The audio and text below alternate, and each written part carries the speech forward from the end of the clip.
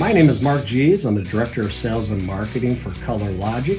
And today I'm showing you some samples that were produced by CS Pouches, one of our licensed printers in the UK.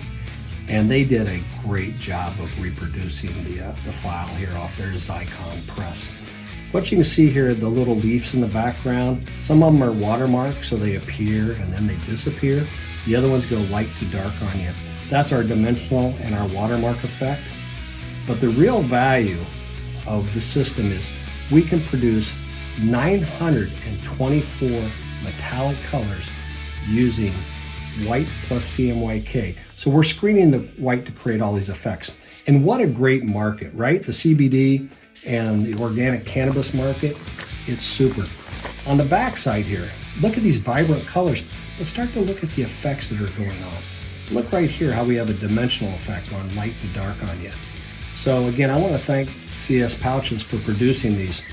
Nice thing is they have all these colors to choose from. Look at that. I mean, really, that just stands out.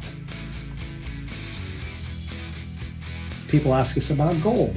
So here you have the gold symbol right here, certified.